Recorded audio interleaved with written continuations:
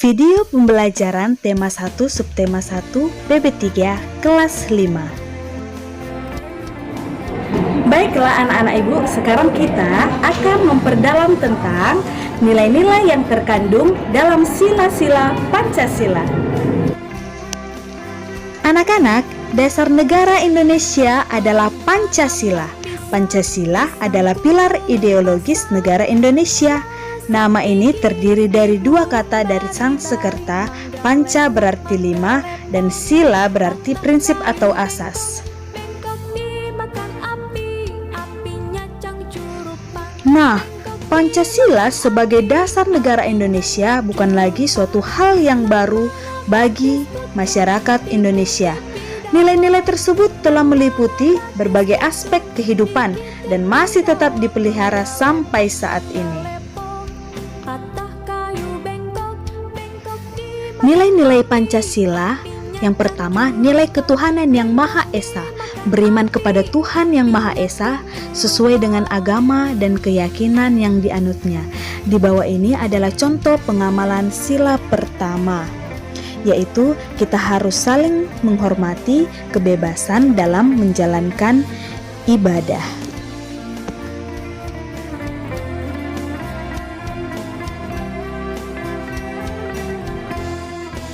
Yang kedua, nilai kemanusiaan yang adil dan beradab.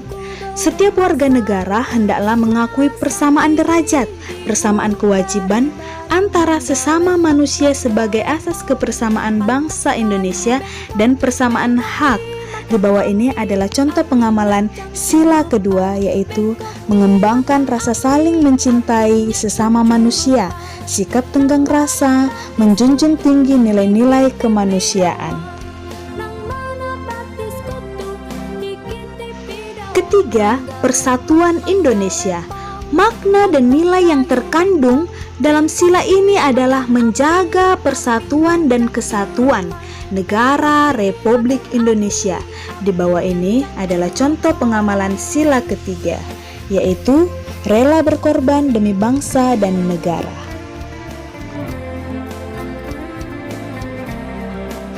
Keempat, nilai kerakyatan yang dipimpin oleh hikmat kebijaksanaan dalam permusyawaratan perwakilan.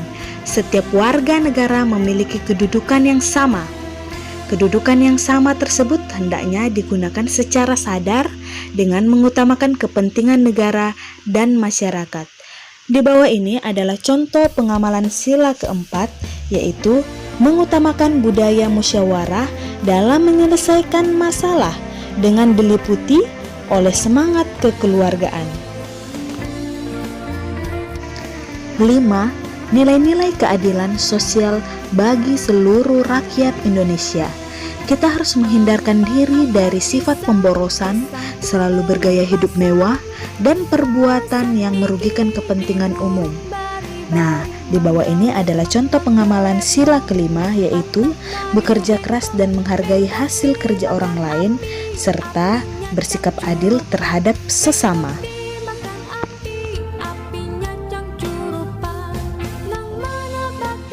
Baiklah, tadi anak-anak ibu sudah menyimak penjelasan tentang nilai-nilai yang terkandung dalam sila-sila Pancasila.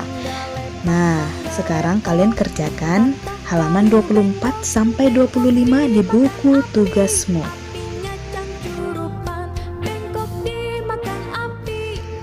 Tahukah anak-anak, negara Indonesia memiliki banyak sekali kebudayaan serta pulau-pulau. Kondisi geografis Indonesia terletak di antara dua benua dan dua samudra.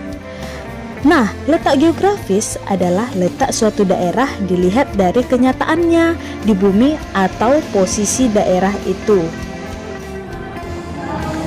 Nah, anak-anak ibu, sekarang kita akan mempelajari tentang luas dan letak wilayah Indonesia berdasarkan peta. Tahukah kamu, luas wilayah Indonesia memiliki luas 5.148.111 km². Nah, letak wilayah Indonesia berada di antara dua benua, yaitu benua Asia dan benua Australia, serta di antara dua samudra, yaitu Samudra Hindia dan Samudra Pasifik. Anak-anak, benua adalah daratan sangat luas yang berada di permukaan bumi. Nah, ada 7 wilayah yang umum dianggap sebagai benua, yaitu Asia, Afrika, Amerika Utara, Amerika Selatan, Antartika, Eropa, dan Australia. Sedangkan samudra adalah lautan yang luas dan merupakan masa air asin yang sambung-menyambung meliputi permukaan bumi yang dibatasi oleh benua ataupun kepulauan yang besar.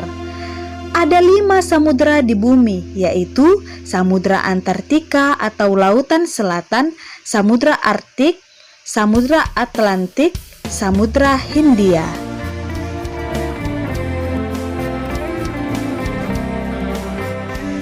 Nah, untuk tugasmu, kerjakanlah halaman 28, yaitu buatlah peta wilayah tempat tinggalmu.